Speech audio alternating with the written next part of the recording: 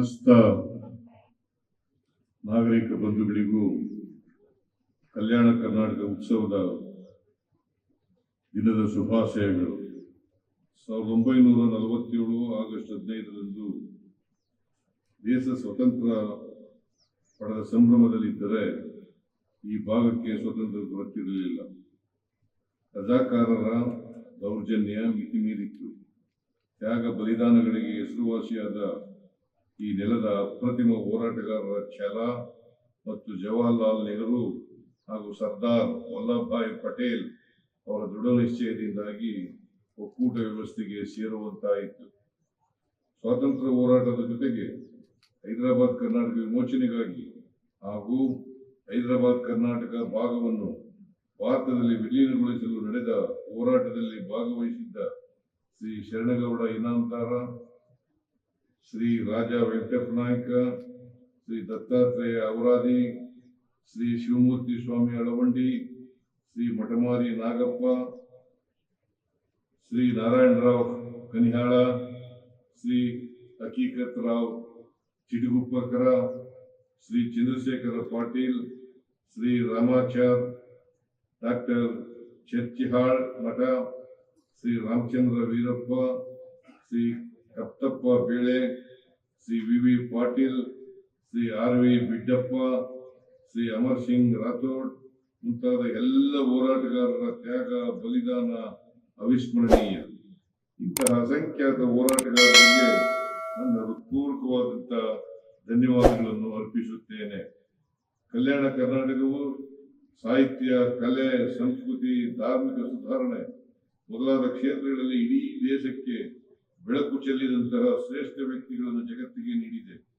ಕನ್ನಡದ ಮೊಟ್ಟ ಮೊದಲ ಉಪಲಬ್ಧ ಗ್ರಂಥ ಕವಿರಾಜ ಮಾರ್ಗದಲ್ಲಿ ನಿಜವಾದ ಒಡವೆ ಎಂದರೆ ಪರಧರ್ಮ ಮತ್ತು ಪರರ ವಿಚಾರಗಳನ್ನು ಸಹನೆಯಿಂದ ನೋಡುವುದು ಎಂಬ ಶಾಶ್ವತ ಸೌಹಾರ್ದ ತತ್ವವನ್ನು ಜಗತ್ತಿಗೆ ನೀಡಲಾಗಿದೆ. ವಿಶ್ವಗುರು ಸಾಂಸ್ಕೃತಿಕ ನಾಯಕ ಬಸವಣ್ಣನವರ ನೇತೃತ್ವದ ಶರಣ ಚಳುವಳಿಯ ಇದೇ ಪುಣ್ಯ ಭೂಮಿಯಲ್ಲಿ ನಡೆದಿತ್ತು ಎಂಬುದು ಇಡೀ ಜಗತ್ತು ಹೆಮ್ಮೆ ಪಡುವ ಸಂಗತಿಯಾಗಿದೆ.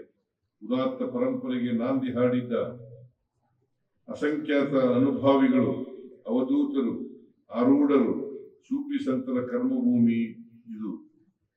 ಸ್ವತಂತ್ರ ಭಾರತವು ಅಭಿವೃದ್ಧಿ ಮಾರ್ಗದ ಕಡೆಗೆ ಮುನ್ನಡೆಯುತ್ತಿದ್ದ ಸಂದರ್ಭದಲ್ಲಿ ಕಲ್ಯಾಣ ಕರ್ನಾಟಕದ ಜಿಲ್ಲೆಗಳು ಅಭಿವೃದ್ಧಿ ಕಾಣದೆ ಅಂಧಕಾರದಲ್ಲಿ ಉಳಿದು ಬಿಟ್ಟಿದ್ದವು.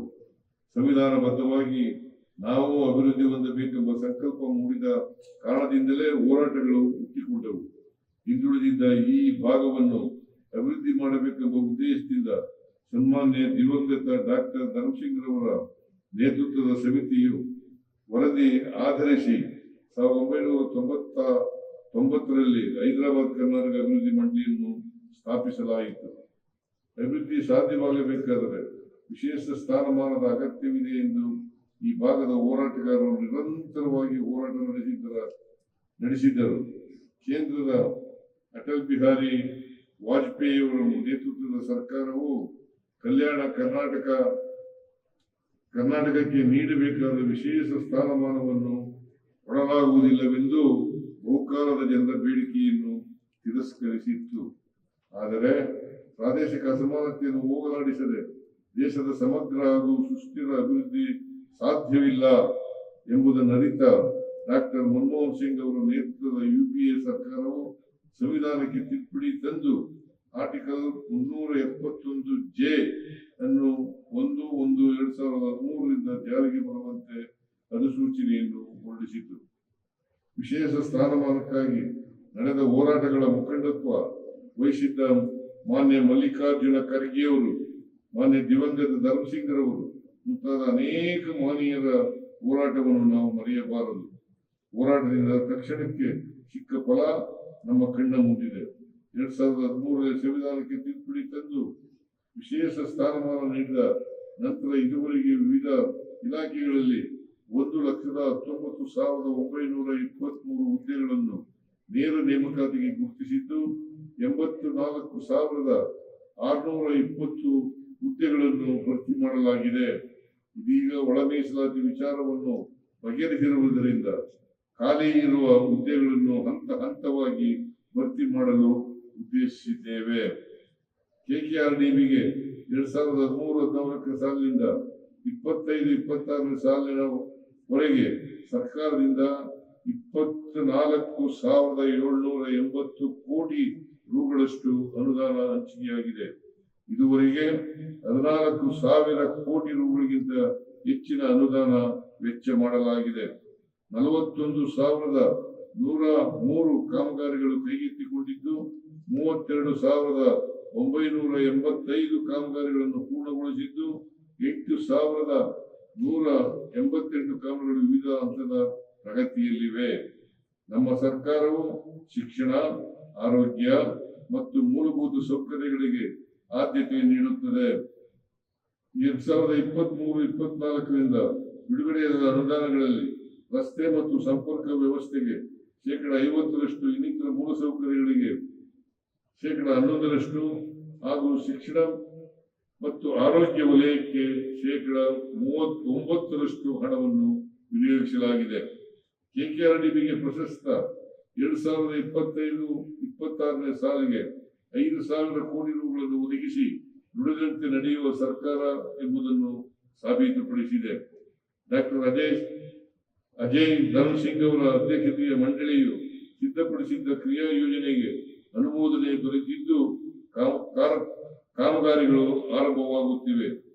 371 ಜೆ ಸ್ಥಾನಮಾನ ದೊರೆತ ನಂತರ ತಾಂತ್ರಿಕ, ವೈದ್ಯಕೀಯ ಶಿಕ್ಷಣ ಹಾಗೂ ಇನ್ನಿತರ ಪದವಿ ಹಾಗೂ ವೃತ್ತಿಪರ ಶಿಕ್ಷಣ ಸಂಸ್ಥೆಗಳಲ್ಲಿ 70% ಸ್ಥಾನಗಳನ್ನು ಮತ್ತು ರಾಜ್ಯದ ಉಳಿದ ಭಾಗಗಳಲ್ಲಿ 8% ಸ್ಥಾನಗಳನ್ನು ಈ ಭಾಗದ ಅಭ್ಯರ್ಥಿಗಳಿಗೆ ಮೀಸಲಿಡಲಾಗಿದೆ. ಇದರ ಪರಿಣಾಮ 2014-15ರಿಂದ 2024 ಶೈಕ್ಷಣಿಕ ಸಾಲಿನವರೆಗೆ 10,000ಕ್ಕೂ ಹೆಚ್ಚು ವಿದ್ಯಾರ್ಥಿಗಳು ವೈದ್ಯಕೀಯ, 31,000ಕ್ಕೂ ಹೆಚ್ಚು ವಿದ್ಯಾರ್ಥಿಗಳು ಇಂಜಿನಿಯರಿಂಗ್ ಕಾಲೇಜುಗಳಲ್ಲಿ ಪ್ರವೇಶ ಪಡೆದಿದ್ದಾರೆ. ಇದಲ್ಲದೆ 12,000ಕ್ಕಿಂತ ಹೆಚ್ಚಿನ ವಿದ್ಯಾರ್ಥಿಗಳು ದಂತ ವೈದ್ಯಕೀಯ, ಹೋಮಿಯೋಪತಿ, ಕೃಷಿ ಸಂಬಂಧಿತ, ಬಿ ಫಾರ್ಮಸಿ ಕೋರ್ಸುಗಳು ಮುಂತಾದವುಗಳಿಗೆ ಮೀಸಲಾತಿ ಸೌಲಭ್ಯದಿಂದ ಉನ್ನತ ಶಿಕ್ಷಣ ಪಡೆಯಲು ಸಾಧ್ಯವಾಗಿದೆ. ಡಾಕ್ಟರ್ ನಂಜುಂಡಪ್ಪ ಸಮಿತಿಯ ವರದಿಯ ಅನುಷ್ಠಾನದಿಂದಾಗಿ ಹಿಂದುಳಿದ ತಾಲೂಕುಗಳಲ್ಲಿ ಆಗಿರುವ ಸುಧಾರಣೆಗಳು ಹಾಗೂ ಪ್ರಾದೇಶಿಕ ಅಸಮಾನತೆಯನ್ನು ಹೋಗಲಾಡಿಸಲು ಕೈಗೊಳ್ಳಬೇಕಾದ ಕ್ರಮಗಳ ಕುರಿತು ಪ್ರೊಫೆಸರ್ ಗೋವಿಂದ ರಾವ್ ಅವರ ಅಧ್ಯಕ್ಷತೆಯಲ್ಲಿ ಸಮಿತಿ ರಚಿಸಲಾಗಿದೆ. ಸದರಿ ಸಮಿತಿಯು ವರದಿ ಸಲ್ಲಿಸಿದ ಕೂಡಲೇ ಸಾಧಕ ಬಾಧಕಗಳನ್ನು ಪರಿಶೀಲಿಸಿ ಅಗತ್ಯ ಕ್ರಮಗಳನ್ನು ಕೈಗೊಳ್ಳಲಾಗುವುದು. ಕಲ್ಯಾಣ ಕರ್ನಾಟಕ ಭಾಗದಲ್ಲಿ ಈ ವರ್ಷ ಹೆಚ್ಚಿನ ಮಳೆಯಾಗಿದ್ದರಿಂದ ಒಂದೆಡೆ ಅಣೆಕಟ್ಟೆಗಳು ಭರ್ತಿಯಾದರೆ ಇನ್ನೊಂದೆಡೆ ಅತಿವೃಷ್ಟಿಯಿಂದ ಬೆಳೆಗಳಿಗೆ ಹಾನಿಯಾಗಿದೆ. ಜಂಟಿ ಸಮೀಕ್ಷೆ ಕಾರ್ಯವನ್ನು ಸಮರ್ಪಕವಾಗಿ ಮಾಡಿ ಬೆಳೆ ಪರಿಹಾರವನ್ನು ಶೀಘ್ರವಾಗಿ ನೀಡಲು ಕಂದಾಯ ಇಲಾಖೆಗೆ ಸೂಚನೆ ನೀಡಲಾಗಿದೆ. ನಮ್ಮ ಸರ್ಕಾರ ಇದುವರೆಗೆ ಸುಮಾರು 1 ಲಕ್ಷ ಕೋಟಿ ರೂಪಾಯಿಗಳನ್ನು ಗ್ಯಾರಂಟಿ ಯೋಜನೆಗಳಿಗೆ ವಿನಿಯೋಗಿಸಿದೆ. ಕಲ್ಯಾಣ ಕರ್ನಾಟಕ ಭಾಗದ ಜಿಲ್ಲೆಗಳ ವ್ಯಾಪ್ತಿಯಲ್ಲಿ ಶಕ್ತಿ ಯೋಜನೆಯಡಿಯಲ್ಲಿ 77.6 ಕೋಟಿ ಟ್ರಿಪ್ಪುಗಳಲ್ಲಿ ಮಹಿಳೆಯರು ಉಚಿತವಾಗಿ ಪ್ರಯಾಣಿಸಿದ್ದು, ಇದಕ್ಕಾಗಿ 2,100 ಕೋಟಿ ರುಗಳಷ್ಟನ್ನು ವೆಚ್ಚ ಮಾಡಲಾಗಿದೆ. ಇಷ್ಟರ ನಡುವೆಯೂ ಕಳೆದ 2 ವರ್ಷಗಳಲ್ಲಿ KKRTCಗೆ ಹೊಸದಾಗಿ 937 ಹೊಸ ಬಸ್ಸುಗಳನ್ನು ಖರೀದಿಸಿ ಒದಗಿಸಿದ್ದೇವೆ. ಇದಲ್ಲದೆ 1,873 ಸಿಬ್ಬಂದಿಯನ್ನು ಸಹ ನೇಮಕ ಮಾಡಿದ್ದೇವೆ. ಗೃಹ ಜ್ಯೋತಿ ಯೋಜನೆಯಡಿ 21.42 ಲಕ್ಷ ಗ್ರಾಹಕರು ಉಚಿತ ವಿದ್ಯುತ್ ಸೌಲಭ್ಯ ಪಡೆಯುತ್ತಿದ್ದು, ಇದಕ್ಕಾಗಿ 2,328 ಕೋಟಿ ರು ವಿನಿಯೋಗಿಸಲಾಗಿದೆ. ಗೃಹಲಕ್ಷ್ಮಿ ಯೋಜನೆಯಡಿ 24.78 ಲಕ್ಷ ಕುಟುಂಬಗಳ ಯಜಮಾನಿ ಮಹಿಳೆಯರಿಗೆ ತಲಾ 2,000 ರುಗಳಂತೆ ಒಟ್ಟು 9,650 ಕೋಟಿ ರುಗಳನ್ನು ವಿತರಿಸಲಾಗಿದೆ. ಅನ್ನಭಾಗ್ಯ ಯೋಜನೆಯಡಿ ಈ ಭಾಗದ ಫಲಾನುಭವಿಗಳಿಗೆ ಒಟ್ಟು 3,200 ಕೋಟಿ ರುಗಳಿಗೂ ಹೆಚ್ಚಿನ ಮೊತ್ತವನ್ನು ವಿನಿಯೋಗಿಸಲಾಗಿದೆ. ಯುವ ನಿಧಿ ಯೋಜನೆಯಡಿ 5.75 ಲಕ್ಷ ನಿರುದ್ಯೋಗಿ ಯುವಕ ಯುವತಿಯರಿಗೆ ಒಟ್ಟು 172 ಕೋಟಿ ರುಗಳನ್ನು ನೀಡಲಾಗಿದೆ. ಈ ಭಾಗದ SSLC ಮತ್ತು PUCಗಳಲ್ಲಿ ಉತ್ತೀರ್ಣರಾಗುವವರ ಪ್ರಮಾಣ ತೀರ ಕಡಿಮೆ ಇದೆ. ಶಿಕ್ಷಣದ ಗುಣಮಟ್ಟ ಕಾಪಾಡಲು ಶಿಕ್ಷಣ ಸಂಸ್ಥೆಗಳ ಮೂಲಸೌಕರ್ಯ ಹೆಚ್ಚಳ ಹಾಗೂ ವಸತಿ ನಿಲಯ ಕಟ್ಟಡ ನಿರ್ಮಾಣ ಹೀಗೆ ಅನೇಕ ಶೈಕ್ಷಣಿಕ ಚಟುವಟಿಕೆಗಳನ್ನು ಹಮ್ಮಿಕೊಳ್ಳಲು ಕಳೆದ 2 ವರ್ಷದಿಂದ ಅಕ್ಷರ ಆವಿಷ್ಕಾರ ಕಾರ್ಯಕ್ರಮ ರೂಪಿಸಿ ಇದುವರೆಗೆ 6,000 ಕೋಟಿ ರೂಗಳಿಗಿಂತ ಹೆಚ್ಚಿನ ಅನುದಾನಗಳನ್ನು ಖರ್ಚು ಮಾಡಲಾಗಿದೆ. ಕಲ್ಯಾಣ ಕರ್ನಾಟಕ ಜಿಲ್ಲೆಗಳಲ್ಲಿ ಒಟ್ಟು 5,267 ಶಿಕ್ಷಕರ ಹುದ್ದೆಗಳು ಖಾಲಿ ಇದ್ದು ಇವುಗಳನ್ನು ಭರ್ತಿ ಮಾಡಲು ಈಗಾಗಲೇ ಸೂಚನೆ ನೀಡಲಾಗಿದೆ. ಈ ವರ್ಷದಿಂದ 10ನೇ ತರಗತಿಯ ಮಕ್ಕಳಿಗೆ ವಿಶೇಷ ತರಗತಿಗಳನ್ನು ಪ್ರಾರಂಭಿಸುತ್ತಿದ್ದೇವೆ. ಕಲ್ಯಾಣ ಕರ್ನಾಟಕ ಭಾಗದ ಜಿಲ್ಲೆಗಳಲ್ಲಿ ಒಟ್ಟು 350 KPS ಶಾಲೆಗಳನ್ನು ಮುಂದಿನ 2 ವರ್ಷಗಳಲ್ಲಿ ನಿರ್ಮಿಸುವ ಗುರಿ ಹೊಂದಿದ್ದೇವೆ. ಇದಲ್ಲದೆ ಉನ್ನತ ಶಿಕ್ಷಣಕ್ಕೂ ಕಳೆದ 2 ವರ್ಷಗಳಲ್ಲಿ 250 ಕೋಟಿ ರೂಗಳನ್ನು ಒದಗಿಸಿದ್ದೇವೆ. ಗುಲ್ಬರ್ಗ ವಿವಿ ಆವರಣದಲ್ಲಿ 1,000 ಸಾಮರ್ಥ್ಯದ ವಸತಿ ನಿಲಯ ಸಂಕೀರ್ಣವನ್ನು 78 ಕೋಟಿ ರು ವೆಚ್ಚದಲ್ಲಿ ನಿರ್ಮಾಣ ಮಾಡಲಾಗಿದೆ. 2024-25ರಿಂದ ಈವರೆಗೆ 7 ಜಿಲ್ಲೆಗಳ ವ್ಯಾಪ್ತಿಯಲ್ಲಿ ಹಿಂದುಳಿದ ವರ್ಗಗಳ ವಸತಿ ನಿಲಯಗಳ ನಿರ್ಮಾಣಕ್ಕಾಗಿ 306 ಕೋಟಿ ರು, ಅಲ್ಪಸಂಖ್ಯಾತರ 41 ವಸತಿ ನಿಲಯ ವಸತಿ ಶಾಲೆಗಳ ಕಟ್ಟಡ ನಿರ್ಮಾಣಕ್ಕಾಗಿ 204 ಕೋಟಿ ರು, ಸಮಾಜ ಕಲ್ಯಾಣ ಇಲಾಖೆ ವತಿಯಿಂದ 316 ಕೋಟಿ ರು ವೆಚ್ಚದಲ್ಲಿ 14 ವಸತಿ ನಿಲಯ ವಸತಿ ಶಾಲೆಗಳ ಕಟ್ಟಡಗಳನ್ನು ನಿರ್ಮಿಸಲಾಗುತ್ತಿದೆ. ಇದಲ್ಲದೆ ಈ ಜಿಲ್ಲೆಗಳ ವಸತಿ ನಿಲಯ ವಸತಿ ಶಾಲೆಗಳಿಗೆ 100 ಕೋಟಿ ರು ವೆಚ್ಚದಲ್ಲಿ ಮೂಲ ಸೌಕರ್ಯಗಳನ್ನು ಸಹ ಒದಗಿಸಲಾಗುತ್ತಿದೆ. ಕರ್ನಾಟಕ ರಾಜ್ಯ ವಕ್ಫ್ ಮಂಡಳಿ ಬ್ಯಾಂಕ್ ಖಾತೆಗಳಲ್ಲಿ ಲಭ್ಯವಿರುವ ಬಡ್ಡಿ ಮೊತ್ತದಲ್ಲಿ ಪ್ರದೇಶದ 15 ಮಹಿಳಾ ಪದವಿ ಪೂರ್ವ ಕಾಲೇಜು ಕಟ್ಟಡ ನಿರ್ಮಾಣ ಕಾಮಗಾರಿಯನ್ನು 48 ರೂಗಳ ವೆಚ್ಚದಲ್ಲಿ ಪ್ರಾರಂಭಿಸಲಾಗಿದೆ. ಕಲಬುರಗಿ ಜಿಲ್ಲೆಯಲ್ಲಿ 2,515 ನೂತನ ಅಂಗನವಾಡಿ ಕಟ್ಟಡಗಳನ್ನು 118 ಕೋಟಿ ರೂಗಳ ಅಂದಾಜು ಮೊತ್ತದಲ್ಲಿ 50-50 ಅನುಪಾತದಲ್ಲಿ ಮಹಿಳಾ ಮತ್ತು ಮಕ್ಕಳ ಕಲ್ಯಾಣ ಇಲಾಖೆ ಮತ್ತು KKRDB ಅನುದಾನದಲ್ಲಿ ನಿರ್ಮಿಸಲಾಗುತ್ತಿದೆ. ಈ ಭಾಗದ ಮಕ್ಕಳಿಗೆ ಪರೀಕ್ಷಾ ಪೂರ್ವ ತರಬೇತಿ ನೀಡಲು ಕಲಬುರಗಿಯಲ್ಲಿ ನೈಸ್ ಅಕಾಡೆಮಿ ಸಂಸ್ಥೆ ಸ್ಥಾಪಿಸಿದ್ದೇವೆ. ಪ್ರತಿ ವರ್ಷ ಸುಮಾರು 2,000 ಅಭ್ಯರ್ಥಿಗಳಿಗೆ IAS, KAS, ಬ್ಯಾಂಕಿಂಗ್ ಹಾಗೂ ರಾಜ್ಯ ಸರ್ಕಾರದ ನೇಮಕಾತಿಯ ಸ್ಪರ್ಧಾತ್ಮಕ ಪರೀಕ್ಷೆಗಳಲ್ಲಿ ಇಲ್ಲಿ ತರಬೇತಿ ನೀಡಲಾಗುತ್ತಿದೆ. ಕಲ್ಯಾಣ ಕರ್ನಾಟಕದ ಜಿಲ್ಲೆಗಳ ಜನರ ಆರೋಗ್ಯ ವ್ಯವಸ್ಥೆಯನ್ನು ಸಮಗ್ರವಾಗಿ ಸುಧಾರಿಸುವ ಉದ್ದೇಶದಿಂದ 1,797 ಕೋಟಿ ರು ಅನುದಾನ ಒದಗಿಸುವ ಮೂಲಕ ಆರೋಗ್ಯ ಆವಿಷ್ಕಾರ ಎಂಬ ವಿಶೇಷ ಕಾರ್ಯಕ್ರಮವನ್ನು ರೂಪಿಸಿದ್ದೇವೆ. ಕಲಬುರಗಿಯಲ್ಲಿ 163 ಕೋಟಿ ರು ವೆಚ್ಚದಲ್ಲಿ ಸೂಪರ್ ಸ್ಪೆಷಾಲಿಟಿ ಆಸ್ಪತ್ರೆಯನ್ನು ಪ್ರಾರಂಭಿಸಲಾಗಿದೆ. 28 ಕೋಟಿ ರು ವೆಚ್ಚದಲ್ಲಿ ಆರೋಗ್ಯ ಸೌಧದ ಕಟ್ಟಡ, ಜಿಮ್ಸ್ ಆಸ್ಪತ್ರೆಯ ಆವರಣದಲ್ಲಿ 90 ಕೋಟಿ ರು ವೆಚ್ಚದಲ್ಲಿ ತಾಯಿ ಮತ್ತು ಮಕ್ಕಳ ಆಸ್ಪತ್ರೆ, 72 ಕೋಟಿ ರು ವೆಚ್ಚದಲ್ಲಿ ಕ್ಯಾನ್ಸರ್ ಆಸ್ಪತ್ರೆ ಮುಂತಾದ ನಿರ್ಮಾಣ ಕಾಮಗಾರಿಗಳನ್ನು ಪ್ರಾರಂಭಿಸಲಾಗಿದೆ.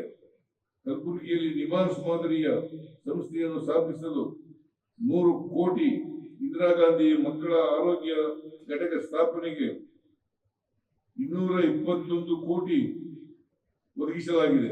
ಪ್ರಾದೇಶಿಕ ಎಂಡೋಕ್ರೈನಾಲಜಿ ಕೇಂದ್ರಗಳನ್ನು ಆರಂಭಿಸುವುದಕ್ಕಾಗಿ 50 ಕೋಟಿ ರು ನೀಡಲಾಗಿದೆ.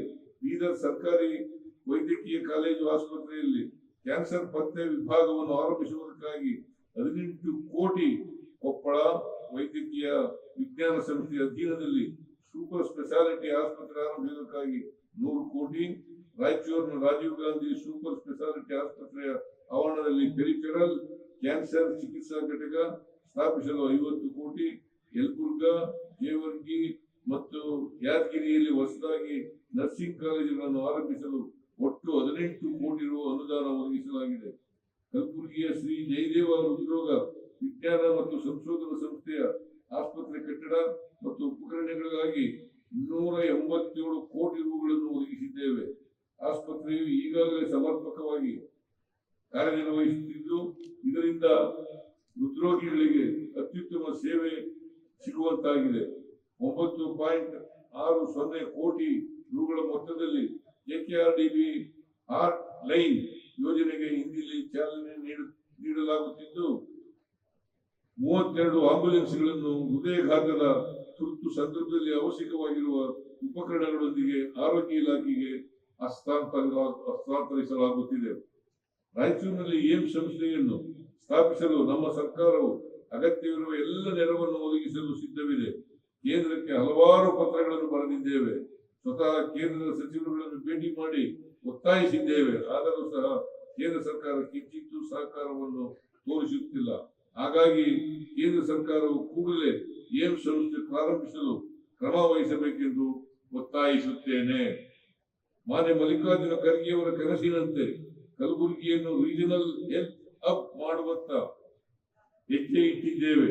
ಈ ಭಾಗದ ಜನರು ಚಿಕಿತ್ಸೆಗಾಗಿ ದೂರದ ಬೆಂಗಳೂರು, ಮುಂಬೈ, ಹೈದರಾಬಾದ್ಗೆ ಹೋಗುವುದನ್ನು ತಪ್ಪಿಸಿ ಇಲ್ಲಿಯೇ ಗುಣಮಟ್ಟದ ಚಿಕಿತ್ಸೆ ನೀಡುವುದು ನಮ್ಮ ಉದ್ದೇಶವಾಗಿದೆ. ಈ ಭಾಗದಲ್ಲಿ ಬೆಳೆಯುವ ರುಚಿಕರವಾದ ಮಾಲ್ದಂಡಿ ಜೋಳದಿಂದ ಮಾಡಿದ ರೊಟ್ಟಿಯನ್ನು ಕಲಬುರಗಿ ರೊಟ್ಟಿ ಎನ್ನುವ ಬ್ರಾಂಡ್ನೊಂದಿಗೆ ಜಾಗೃತಿ ಮೂಡಿಸಲಾಗುತ್ತಿದೆ. ಕಲಬುರಗಿ ಜಿಲ್ಲೆಯಲ್ಲಿ 100ಕ್ಕೂ ಅಧಿಕ ರೊಟ್ಟಿ ಮಾಡುವ ಯಂತ್ರಗಳನ್ನು ಮಹಿಳೆಯರಿಗೆ ಮತ್ತು ಮಹಿಳಾ ಸ್ವಸಹಾಯ ಸಂಘದವರಿಗೆ ಸಬ್ಸಿಡಿ ರೂಪದಲ್ಲಿ ನೀಡಲಾಗಿದೆ. ಹೊರ ರಾಜ್ಯ ಸೇರಿದಂತೆ ವಿದೇಶಗಳಿಗೆ ಸಹ ಮಾರುಕಟ್ಟೆಯನ್ನು ವಿಸ್ತರಿಸಲು ಆನ್ಲೈನ್ ಮುಖಾಂತರ ವೇದಿಕೆ ಸೃಷ್ಟಿಸಲಾಗಿದೆ. ಕೃಷಿ ಕ್ಷೇತ್ರದಲ್ಲಿ ತಂತ್ರಜ್ಞಾನದ ಏಕೀಕರಣ ಅಗತ್ಯವಿರುವುದರಿಂದ ಕಲಬುರಗಿಯಲ್ಲಿ ಅಗ್ರಿ ಟೆಕ್ ವೇಗವರ್ಧಕ ಕೇಂದ್ರವನ್ನು ಸ್ಥಾಪಿಸಲು ಉದ್ದೇಶಿಸಲಾಗಿದೆ. ಕೊಪ್ಪಳ ಜಿಲ್ಲೆಯ ಕನಕಗಿರಿ ವಿಧಾನಸಭಾ ಕ್ಷೇತ್ರದ ವ್ಯಾಪ್ತಿಯಲ್ಲಿ ತೋಟಗಾರಿಕೆ ಟೆಕ್ ಪಾರ್ಕಿನ ಅಭಿವೃದ್ಧಿಗಾಗಿ 8.05 ಕೋಟಿ ರು ಅನುದಾನವನ್ನು ಒದಗಿಸಲಾಗಿದೆ. ಕಲ್ಯಾಣ ಕರ್ನಾಟಕದ ಜಿಲ್ಲೆಗಳಲ್ಲಿ ಹೈನುಗಾರಿಕೆಯನ್ನು ಉತ್ತೇಜಿಸಲು ನಮ್ಮ ಸರ್ಕಾರವು 10 ಕೋಟಿ ರು ಅನುದಾನವನ್ನು ಪ್ರಥಮ ಹಂತದಲ್ಲಿ ನೀಡಲು ತೀರ್ಮಾನಿಸಿದೆ. ಕಲಬುರಗಿ, ಬೀದರ್ ಮತ್ತು ಯಾದಗಿರಿ ಜಿಲ್ಲೆಗಳ ಸಹಕಾರಿ ಹಾಲು ಉತ್ಪಾದಕರ ಸಂಘಗಳ ಒಕ್ಕೂಟ ನಿಗಮದಿಂದ ಆಧುನೀಕೃತ ಡೈರಿ ಯೋಜನೆಯಡಿ ಕಲಬುರಗಿಯಲ್ಲಿ 50 ಕೋಟಿ ರು ವೆಚ್ಚದಲ್ಲಿ ಮೆಗಾ ಡೈರಿ ಸ್ಥಾಪಿಸಲಾಗುತ್ತಿದೆ. ಇದರಿಂದ ಈ ಪ್ರದೇಶದ 3 ಜಿಲ್ಲೆಗಳ 25,000 ಕೃಷಿ ಕುಟುಂಬಗಳ 1.5 ಲಕ್ಷ ಜನರಿಗೆ ಅನುಕೂಲವಾಗುವ ನಿರೀಕ್ಷೆ ಇದೆ. ಕಲಬುರಗಿ ಜಿಲ್ಲೆಯ ಚಿತ್ತಾಪುರ ತಾಲೂಕಿನ ಕೆರೆ ತುಂಬಿಸುವ ಕಾಮಗಾರಿ, ಜೇವರ್ಗಿ ತಾಲೂಕಿನ ಬಾಂದಾರ ನಿರ್ಮಾಣ ಕಾಮಗಾರಿ, ಸೇಡಂ ತಾಲೂಕಿನ ಕಾಚೂರು ಗ್ರಾಮದ ಹತ್ತಿರ ಏತ ನೀರಾವರಿ ಯೋಜನೆ, ರಾಯಚೂರು ಜಿಲ್ಲೆ ಮಾನವಿ ತಾಲೂಕಿನ ಕುರ್ಡಿ ಕೆರೆ ತುಂಬಿಸುವ ಕಾಮಗಾರಿಗಳಿಗೆ ಒಟ್ಟು 480 ಕೋಟಿ ರೂಪಾಯಿಗಳ ಅನುದಾನವನ್ನು ಒದಗಿಸಲಾಗಿದೆ. ಕಲಬುರಗಿ ಜಿಲ್ಲೆಯ ಆಳಂದ ತಾಲೂಕಿನ ಕಂಡಾಳ, ಮಟಕಿ, ನಿರಗುಡಿ, ಪಡಸಾವಳಿ, ಬಸಂತವಾಡಿ, ನಿಂಬರ್ಗ ಮುಂತಾದ ಕಡೆ ನಾಲೆ ಕಿರುಸೇತುವೆಗಳ ನಿರ್ಮಾಣಕ್ಕಾಗಿ 47 ಕೋಟಿ ರುಗಳ ಕಾಮಗಾರಿಗೆ ಆಡಳಿತಾತ್ಮಕ ಅನುಮೋದನೆ ನೀಡಲಾಗಿದೆ. ಈ ಯೋಜನೆಯಿಂದ 3,687 ಎಕರೆ ಭೂಮಿಗೆ ನೀರಾವರಿ ಸೌಲಭ್ಯ ದೊರೆಯಲಿದೆ. ಕಾಮಗಾರಿಗಳನ್ನು ಶೀಘ್ರವಾಗಿ ಅನುಷ್ಠಾನ ಮಾಡಲು ಸೂಚಿಸಲಾಗಿದೆ. ಕಲಬುರಗಿ ಜಿಲ್ಲೆಯ ಚಿತ್ತಾಪುರ ತಾಲೂಕಿನ ತೆಲಂಗಾಣ ಗಡಿ ಫುಟ್ಪಾತ್ ಬೋಸ್ಲಾ ರಾಜ್ಯ ಹೆದ್ದಾರಿ ಕಾಗಿನಾ ನದಿಗೆ ಅಡ್ಡಲಾಗಿ ಸೇತುವೆ ನಿರ್ಮಾಣ ಕಾಮಗಾರಿಯನ್ನು 53 ಕೋಟಿ ರು ಅಂದಾಜು ಮೊತ್ತದಲ್ಲಿ ಕೈಗೆತ್ತಿಕೊಳ್ಳಲಾಗಿದೆ. ಕಾನೂನು ಸುವ್ಯವಸ್ಥೆಗೂ ಮತ್ತು ಅಭಿವೃದ್ಧಿಗೂ ನೇರ ಸಂಬಂಧ ಇರುವಂತೆ ಹಸಿರಿಗೂ ಅಭಿವೃದ್ಧಿಗೂ ಸಂಬಂಧವಿದೆ. ಆದ್ದರಿಂದ ಕಲ್ಯಾಣ ಕರ್ನಾಟಕ ಪ್ರದೇಶದ ಜಿಲ್ಲೆಗಳಲ್ಲಿ ಅರಣ್ಯ ಪ್ರದೇಶ ಅಭಿವೃದ್ಧಿಗಾಗಿ ಹಸಿರು ಪಥ ಯೋಜನೆ ಮೂಲಕ ನೆಡುತೋಪುಗಳು, ಟ್ರೀ ಪಾರ್ಕ್ಗಳ ನಿರ್ಮಾಣ ಮತ್ತು ರಸ್ತೆಯ ಇಬ್ಬದಿಗಳಲ್ಲಿ ಸಸಿ ನೆಡುವ ಯೋಜನೆಗಳಿಗಾಗಿ 25-26ನೇ ಸಾಲಿನಲ್ಲಿ 100 ಕೋಟಿ ರು ಒದಗಿಸಿದ್ದೇವೆ. ರಾಜ್ಯ ಸರ್ಕಾರ ಜಾರಿಗೆ ತಂದಿರುವ ನೂತನ ಕೈಗಾರಿಕಾ ನೀತಿ 2025-30ರಲ್ಲಿ ಕಲ್ಯಾಣ ಕರ್ನಾಟಕ ಭಾಗದಲ್ಲಿ ಕೈಗಾರಿಕಾ ಅಭಿವೃದ್ಧಿಗಾಗಿ ವಿಶೇಷ ಸವಲತ್ತುಗಳನ್ನು ಕಲ್ಪಿಸಲಾಗಿದೆ. ಈ ಭಾಗದ ಸೂಕ್ಷ್ಮ ಕೈಗಾರಿಕೆಗಳಿಗೆ 40%, ಸಣ್ಣ ಕೈಗಾರಿಕೆಗಳಿಗೆ 35% ಹಾಗೂ ಮಧ್ಯಮ ಬೃಹತ್ ಕೈಗಾರಿಕೆಗಳಿಗೆ 30% ಬಂಡವಾಳ ಸಹಾಯಧನ ನೀಡುವುದರ ಜೊತೆಗೆ ಮುದ್ರಾಂಕ ಶುಲ್ಕ, ವಿದ್ಯುತ್ ತೆರಿಗೆ ವಿನಾಯಿತಿ ಮತ್ತು ಇನ್ನಿತರ ಪ್ರೋತ್ಸಾಹಗಳನ್ನು ನೀಡುವ ಮೂಲಕ ಈ ಪ್ರದೇಶದಲ್ಲಿ ಉದ್ಯೋಗ ಸೃಷ್ಟಿಗೆ ಒತ್ತು ನೀಡಲಾಗಿದೆ. ಕಲಬುರಗಿಯ ನಂದೂರ ಕೆಸರಟಗಿ ಕೈಗಾರಿಕಾ ಪ್ರದೇಶ ಎರಡನೇ ಹಂತದಲ್ಲಿ trade infrastructure for export scheme ಅಡಿ 17 ಕೋಟಿ ರು ವೆಚ್ಚದಲ್ಲಿ 6.5 ಎಕರೆಗಳಲ್ಲಿ ಪ್ಲಗ್ ಅಂಡ್ ಪ್ಲೇ ಕಟ್ಟಡ ನಿರ್ಮಾಣ, 37 ಎಕರೆಗಳಲ್ಲಿ ವಿದ್ಯುನ್ಮಾನ ಉತ್ಪನ್ನಗಳ ತಯಾರಿಕೆ ಕೈಗಾರಿಕೆ, 49 ಎಕರೆಗಳಲ್ಲಿ ರಾಸಾಯನಿಕ ಮತ್ತು ಅನಿಲ ಕೈಗಾರಿಕೆಗಳು, 5.5 ಎಕರೆಗಳಲ್ಲಿ ಫುಡ್ ಪಾರ್ಕ್, 5 ಎಕರೆಗಳಲ್ಲಿ ಸುಸ್ಥಿರ ಪಾರ್ಕ್ಗಳನ್ನು ಸ್ಥಾಪಿಸಲಾಗುತ್ತಿದೆ. ಕಲಬುರಗಿಯ ಕಬನೂರ ಕೈಗಾರಿಕಾ ಪ್ರದೇಶದ 3ನೇ ಹಂತದಲ್ಲಿನ 20 ಎಕರೆ ಜಾಗದಲ್ಲಿ ಆಟೋಮೊಬೈಲ್ ವಾಹನಗಳ ದುರಸ್ತಿ ಮತ್ತು ಸಂಬಂಧಪಟ್ಟ ಎಲ್ಲ ವೃತ್ತಿಗಳ ಸುಮಾರು 400 ಸೂಕ್ಷ್ಮ ಮತ್ತು ಸಣ್ಣ ಕೈಗಾರಿಕಾ ಘಟಕಗಳಿಗೆ ನೀಡಿ ಸ್ಥಳಾವಕಾಶ ಕಲ್ಪಿಸುವ ಉದ್ದೇಶದಿಂದ auto and general engineering cluster ಸ್ಥಾಪಿಸಲಾಗುತ್ತಿದೆ.